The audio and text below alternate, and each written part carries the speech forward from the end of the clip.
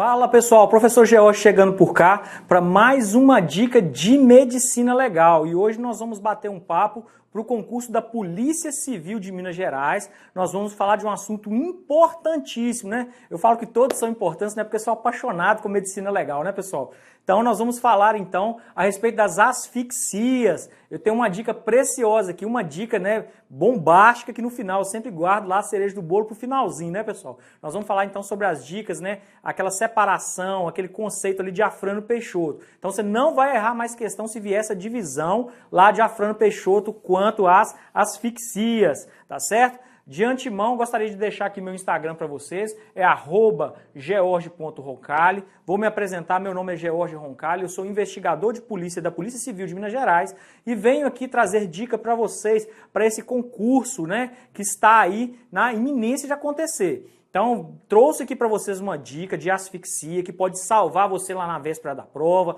lá no hotel. Você pode chegar e pegar, ó, lembrei da dica aqui, colocar aquele quadrinho, anotar ali para você ter aquela dica final ali como revisão, tá certo? É uma dica rápida aqui, mas importantíssima para você que vai fazer o concurso. Gostaria de pedir vocês também para poder comentarem de qual cidade está nos assistindo, qual cargo que pretende prestar concurso, se está iniciando agora, se esse vídeo está servindo para você para esse concurso da Polícia Civil de Minas Gerais, se vai ser, né, se está começando seu estudo agora, está usando como outra fonte de pesquisa. Isso é importante para a gente, pessoal, para saber de qual cidade, com quem nós estamos interagindo, tá certo? Gostaria de pedir vocês para se inscreverem no canal do Vale Concurso, ativar o sininho de notificação para vocês receberem em primeira mão todas as dicas de concurso público, né, de grande, a maioria que a gente coloca dicas aqui espalhadas por esse Brasil afora, tá certo? E ao final, se eu te ajudar, né, para ajudar o canal aqui, se você puder curtir e compartilhar o vídeo aí, nós agradecemos imensamente, tá certo? Então, vou deixar aqui para vocês o link, né, dos cursos aí da Polícia Civil de Minas Gerais, nos cargos de investigador, perito, investigador, perito e escrivão, todos vão estar aqui no link abaixo, tá certo? Então, sem mais delongas, professor George, nós vamos começar a bater um papo aqui sobre as asfixias. Presta atenção, desliga o celular, cola em mim aqui que vai ser sucesso, viu? Vamos lá. Energias de ordem físico-químicas. Pessoal, então nós já vimos aqui no estudo da medicina legal que nós temos as energias de ordem física, química, né, que isso são outras aulas, não nos cabe falar aqui agora, que são assuntos extensos, mas então nós entramos então na parte de ordem físico-químicas, que são então as asfixias. São aquelas que impedem a passagem do ar às vias respiratórias e alteram a composição bioquímica do sangue, produzindo um fenômeno chamado que? A asfixia, que é o mais comum, né, de falar, que alteram a função respiratória, inibindo a hematose. O que é hematose? Já coloquei aqui, papai George aqui já colocou para vocês. Transformação do sangue venoso em sangue arterial. Tudo mastigadinho aqui, ó, podendo, em consequência, levar o indivíduo até a morte. Tá certo? Então esse aqui é um conceito inicial para nós sabermos aonde nós estamos pisando, com o que nós vamos lidar. Vamos lá então. Asfixia, sob o ponto de vista médico-legal, é a síndrome caracterizada pelos efeitos da ausência ou baixíssima concentração do oxigênio no ar respirável, por impedimento mecânico de causa fortuita, faltou um espaço aqui, perdão pessoal, violenta e externa em circunstâncias as mais variadas possíveis. Ou seja, então nós podemos ter várias formas de impedir esse oxigênio de entrar nos pulmões. Nós podemos ter um estrangulamento, nós podemos ter um soterramento, nós podemos ter um confinamento. Então nós temos várias formas de impedir que esse meio externo, que é o oxigênio, chegue lá nos alvéolos do pulmão e faça então essa troca gasosa, faça então essa hematose. E nós vamos ver alguns exemplos deles a seguir. Pessoal, então nós para iniciarmos então, a princípio, nós temos várias divisões, vários autores que classificam, mas no geral nós temos a divisão das asfixias em dois grandes grupos. Como é que funciona isso, professor? Nós temos então as asfixias divididas então numa ação, uma alteração do meio, onde não há a constrição do pescoço, não tem a constrição do pescoço, E nós temos as de ações mecânicas, onde nós temos o quê? A constrição do pescoço. A alteração do meio, nós temos então, como eu disse, o soterramento, afogamento, confinamento, sufocação e asfixia por monóxido de carbono. Então essa nós não temos a constrição do pescoço.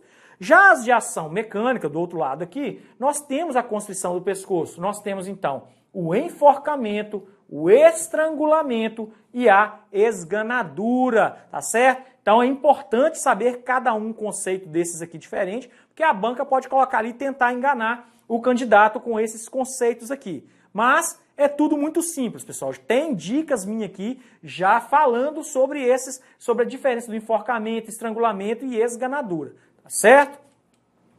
Fases da asfixia. Importante, vi questões de concurso cobrando sobre as fases da asfixia. Presta atenção aqui, vamos lá então. Número 1, nós temos então a dispneia inspiratória, né, que é quando está puxando o ar. Vamos lá, então nós temos a dispneia inspiratória. Dura cerca de 1 minuto, se encontrando o indivíduo consciente. Então presta atenção, aqui ele ainda está consciente. E é decorrente da hipoxemia. O indivíduo faz grande esforço para receber oxigênio, pois este vai se escassendo, vai acabando. Então, hipo é pouco, não é, pessoal? Então, hipoxemia, tá certo? Então, tem pouco oxigênio. A segunda fase, nós temos a dispneia, o quê? Quando está soltando, expiratória. Dura cerca de 2 a 3 minutos, devido a hiper é o quê? Muito, né? Hipercapnia, grande concentração de quê? De gás carbônico. O indivíduo está o quê? Aqui já está diferente, ó, que ele estava consciente, aqui ele está o quê? Inconsciente e apresenta convulsões. Beleza? Então nós já temos aqui a fase 1 da asfixia, depois entrou na fase 2, vamos ver então a fase 3. Na fase 3 é o esgotamento. O esgotamento dura cerca de 2 a 3 minutos, né, ocorrendo a parada, né, respiratória, com morte aparente. Após temos os últimos movimentos respiratórios e a seguir a parada respiratória definitiva. E então a fase 4, ela entra o quê? Entra a morte do indivíduo, tá certo? Então nós temos aqui as 3 fases, ou 4, como queiram, né? Que é a primeira fase com a dispneia inspiratória, dispneia expiratória, o esgotamento e, por fim, a morte do indivíduo, tá certo? Então já vi questãozinha cobrando aqui, pedindo as fases da asfixia.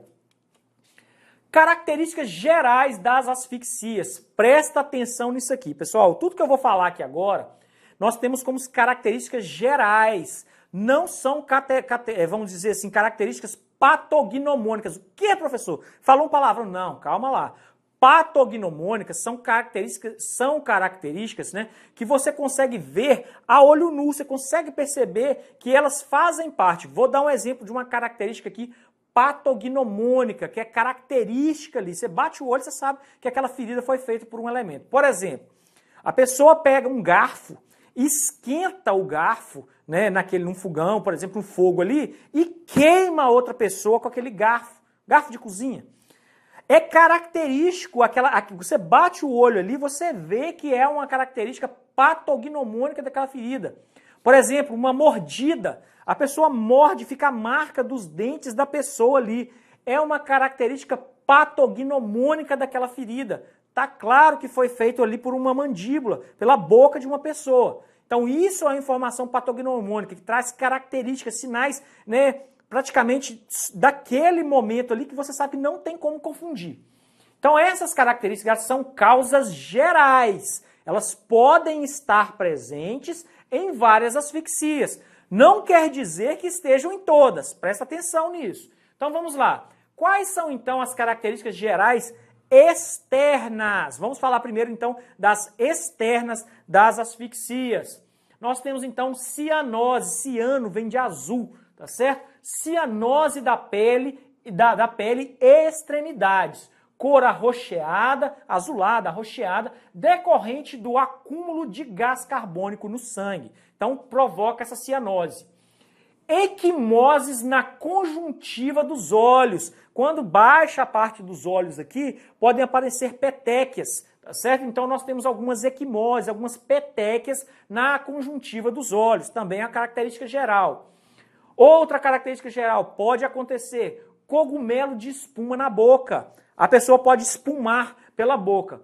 Pode acontecer nas asfixias? Pode, mas olha o que eu coloquei, é mais comum nos afogados. Nos afogados também não pode colocar como uma característica patognomônica, mas muito frequente, né, esse cogumelo de espuma nos afogados. Quase sempre acontece. O resfriamento do corpo nas asfixias ele é mais lento. Por exemplo, nos afogados, o resfriamento do corpo é mais acelerado, é mais rápido. Projeção da língua e exoftalmia, né, que é aquela, a pessoa fica com a língua, né, tem uma protusão da língua, ela fica para fora a língua. São achados comuns nas asfixias mecânicas. Por exemplo, né, uma esganadura, enforcamento, a pessoa fica com a língua para fora.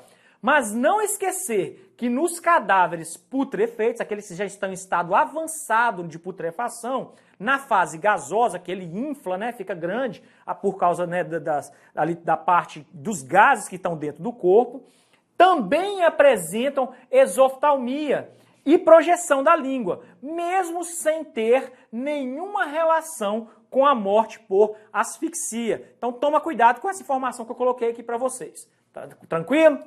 Vamos lá, então trouxe aqui exemplo para vocês de cogumelo de espuma, né, aqui com, por exemplo, um soterramento. Tá certo? Então aqui nós temos, não é patognomônico, mas pode acontecer. Tá aqui o exemplo, então, num cogumelo de espuma, em uma asfixia através de soterramento.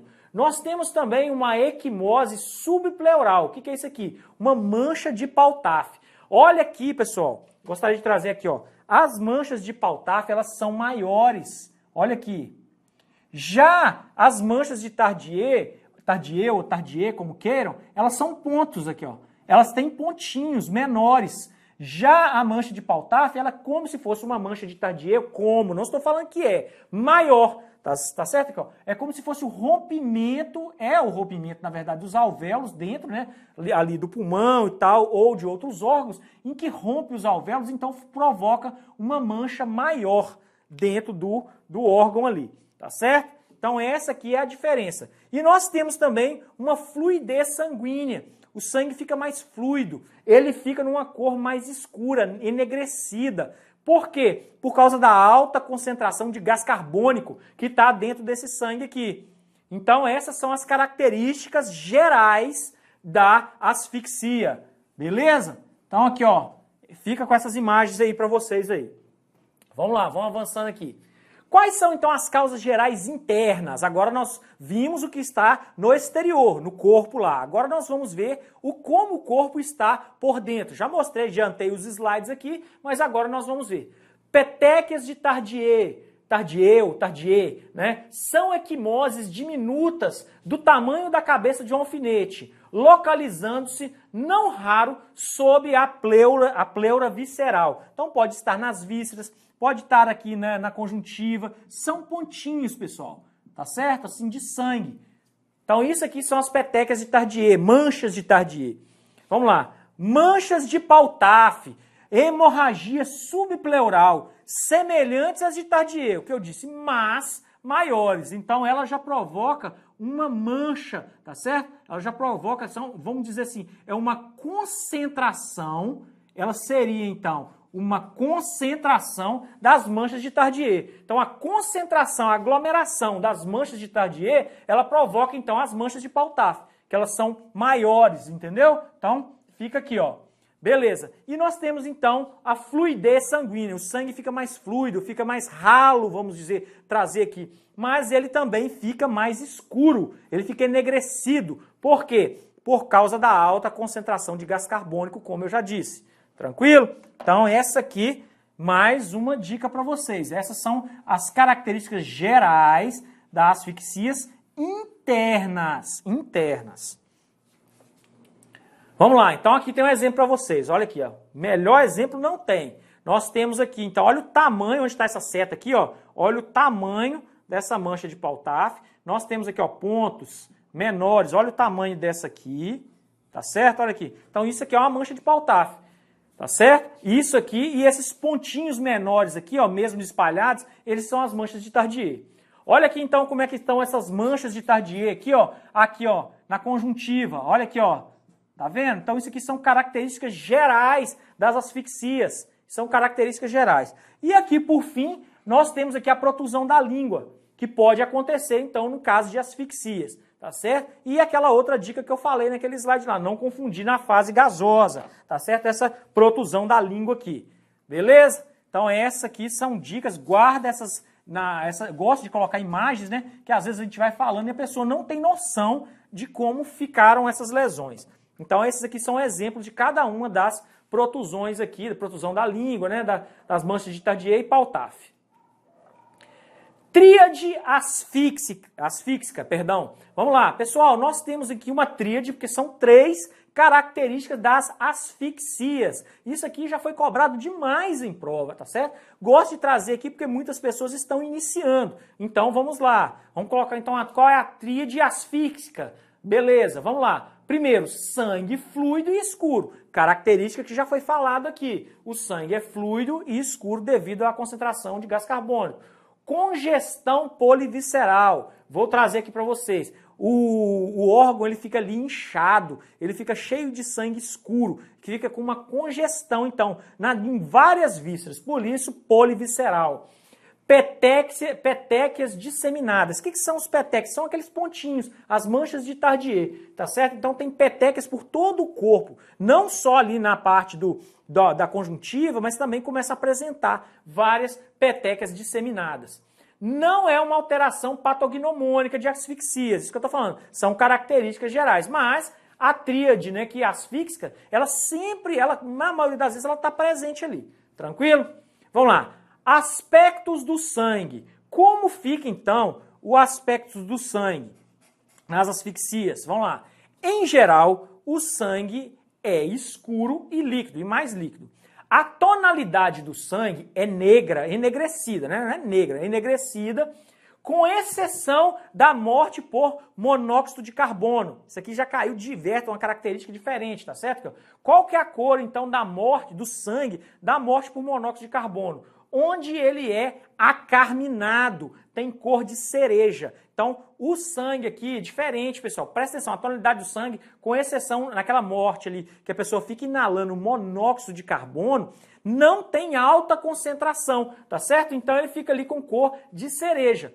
Beleza? Então, essa é a diferença da tonalidade do sangue na asfixia. Então, para a parte aqui do sangue, que é negra, na exceção dos afogados, por exemplo. Tá certo, pessoal? Então, vamos lá. Colocando aqui para vocês, então, a congestão das vísceras. Vamos lá, então, mostrar para vocês aqui a congestão das vísceras. Nós temos aqui, então, os vasos dilatados e repletos de sangue, fluido e escuro. Olha aqui, então, aqui nós temos, então, um fígado com congestão polivisceral, cheio de sangue. Temos aqui a mucosa gástrica e os rins. Todos esses aqui vamos colocar aqui repletos de sangue escuro. Tá certo, pessoal? Então, só aqui para mostrar para vocês uma congestão visceral. Beleza? Vamos colocando aqui. Aí, pessoal, por fim aqui, eu trouxe para vocês a classificação de Afrânio-Peixoto, que é a mais se aproxima do critério médico legal, dividindo as asfixias mecânicas em 3 grupos distintos: puras, complexas e mistas. Eu trouxe um bizu aqui para vocês, que vocês nunca mais vão errar essas questões aqui que tratam de asfixias puras, complexas e mistas. Eu tenho no meu Instagram já uma dica falando sobre isso, que fala aqui para vocês dar dicas, né, dos 3 Es. Eu vou falar aqui no final para vocês e vocês nunca mais vão errar essa classificação aqui de Afrânio-Peixoto. Tranquilo? Vamos lá então, vamos colocar então. Quais que são as asfixias puras? Eu vou passar todas aqui para vocês e vocês vão mais ou menos entender. Mas vocês têm que preocupar somente com as mistas e com as complexas se for por eliminação. Vocês vão entender o que eu estou falando lá no final do vídeo. Vamos lá. Quais seriam então as asfixias puras? São manifestadas pela anoxemia e hipercapnia, tá certo? Então aqui, né, ausência de oxigênio e aumento do gás carbônico. Vamos lá. Letra A. Asfixia em ambientes por gases irrespiráveis. Quais são elas? Os exemplos, né? Gases irrespiráveis, como seja, né, o confinamento, podemos colocar gás carbônico, e nós temos a asfixia por monóxido de carbono. Também nós temos asfixia por outros vícios de ambiente, podemos ser gases tóxicos. Por exemplo, então nós temos aqui asfixia em ambientes por gases irrespiráveis, que é a letra A. Letra B. Obstaculação ou, né, aquela obstrução à penetração do ar nas vias respiratórias. Sufocação direta. Nós temos então a sufocação direta. O que seria isso? A obstrução da boca e das narinas pelas mãos ou corpos estranhos, lá na laringe. Como é que funciona, então, essa obstrução aqui da boca e das narinas? Pode ser de forma por um travesseiro, pela mão, pode colocar aqui, tá certo? Então, isso aqui pode provocar na vítima algumas manchas, né, ou arranhões devido à mão da unha do agressor. Tranquilo? Ou corpos estranhos, a pessoa, uma criança ali, engolir uma moeda, um pirulito inteiro. Então, essa aqui são a sufocação o quê? Direta. Depois, na letra C, nós temos também a sufocação indireta, que é a compressão do tórax. Um peso, né, um prédio desabou ali e está um peso muito grande em cima do tórax da pessoa, ela não consegue, então, efetuar essa manobra, esse movimento do tórax para poder respirar. Letra C. Nós temos a transformação do meio gasoso em meio líquido. O que é essa transformação do meio gasoso em meio líquido? É o afogamento. Isso, então, é o conceito de afogamento. É quando você transforma, né, o meio gasoso em meio líquido. Tá certo? Tá aqui também. É o afogamento. Tá dentro também de todas essas aqui que nós colocamos. Tá dentro das asfixias o quê? Puras. Então, a asfixia pura ela é muito conceito. Por isso que eu estou falando com você. Você tem que entender, mas você vai ter que se fixar nas duas últimas aqui. Nas complexas e nas mistas. Nós temos, então, também na letra D, a transformação do meio gasoso em meio sólido ou pulverulento, que é o soterramento, tá certo? O que é, então, o soterramento? O conceito, transformação do meio gasoso em meio sólido. Por exemplo, vamos imaginar aqui, né, um soterramento de uma carga de soja, por exemplo, em cima de um funcionário que está trabalhando num silo ali, tá certo? Então, transformou o meio gasoso em meio sólido. Ele vai aspirar isso aí, ou uma construção, cai a terra por cima de um trabalhador, ele vai aspirar e essa soja vai ficar alojada, então, na sua traqueia. Tá certo? Então, essas aqui são as puras. Nós vamos entrar agora nas asfixias complexas. As asfixias complexas, constrição das vias respiratórias com anoxemia e excesso de gás carbônico. Nós vamos ter a interrupção da circulação cerebral e inibição por compressão dos elementos nervosos do pescoço. Tranquilo? Vamos lá então. Letra A. Nós temos então tudo isso aqui, um exemplo então de constrição complexa seria então o enforcamento. E vamos ao conceito. O que seria o enforcamento? A constrição passiva do pescoço exercida pelo peso do corpo da vítima. Então, o enforcamento, ele usa, né, ali não vou entrar na questão agora de laço, como é que funciona isso. Só que o enforcamento, ele usa o peso do corpo da vítima para poder fazer a manobra ali no laço para ele poder se enforcar e vir a óbito, tá certo? Outro exemplo de asfixia complexa, nós temos o quê? O estrangulamento. É a constrição ativa do pescoço, exercido pela força muscular. Mas aqui nós não temos o corpo da vítima atuando. Aqui nós temos uma força estranha atuando. Por exemplo, um laço que é passado, né, em volta do pescoço da vítima e duas pessoas puxam, uma de cada lado. Então, esse aqui seria o estrangulamento, tá certo? O estrangulamento, então, ele não usa o peso do corpo da vítima. Mata-leão é uma forma de estrangulamento. Tranquilo? Então, essa aqui são as formas, então. Quais seriam as complexas, então? O enforcamento e o estrangulamento. Agora nós chegamos na última aqui, que seria a asfixia mista. São as que confundem e se superpõem em graus variados. aos fenômenos circulatório, respiratório e nervoso. Exemplo, então, aqui, que seria o quê? A esganadura. A esganadura, então, ela é com as mãos, né? Lá no pescoço da vítima, que fica lá, né? Podendo provocar os estigmas ungueais, né? Que vêm das unhas e provocam aquelas lesões de estigmas ungueais. O que eu queria colocar aqui para vocês, pessoal, como dica, então? Presta atenção que você tem que preocupar, principalmente, vamos começar do menos para o mais.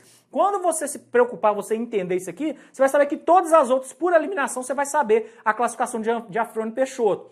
Quando nós temos aqui asfixias mistas, qual é o exemplo de asfixia mista? Esganadura. Por isso que eu coloquei aqui a regra dos 3 S, tá certo? Nós temos aqui 3 S.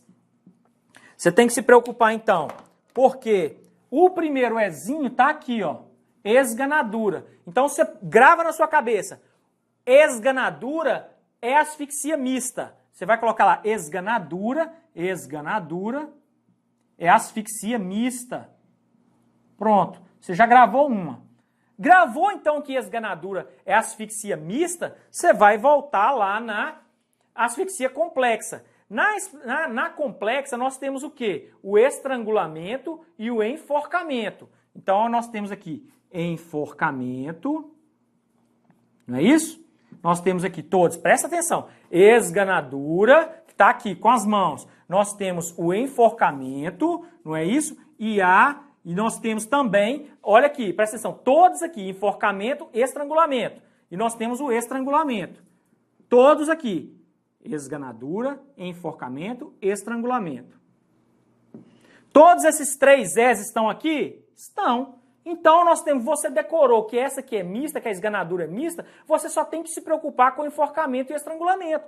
O resto que vier disso, se perguntar um exemplo lá de alguma classificação que peça uma pura, se não for estrangulamento, enforcamento, pessoal, o resto é asfixia pura. Então, se falar para você lá em asfixia por monóxido de carbono, confinamento, outros vícios de ambiente, pessoal, tudo isso aqui vai ser asfixia pura. Você já sabe, já viu lá quais são os 3 S, tá certo? Então, esganadura, enforcamento e estrangulamento são outras características que não são puras. Ficou fácil, então. Decorou a mista, decorou, então, essa aqui, que é a complexa, decorou essa aqui, que é a pura. Não tem como errar uma questão dessa, pessoal. Beleza? Então, deixei essa dica para você aí dos 3 S. Pega essa dica aí, bate uma foto, coloca aí, você só tem que preocupar com praticamente 2 características. Uma delas só tem uma, né? Que a mista só tem a esganadura. Fica fácil de entender e matar qualquer questão que venha cobrando lá a classificação de Afrânio Peixoto.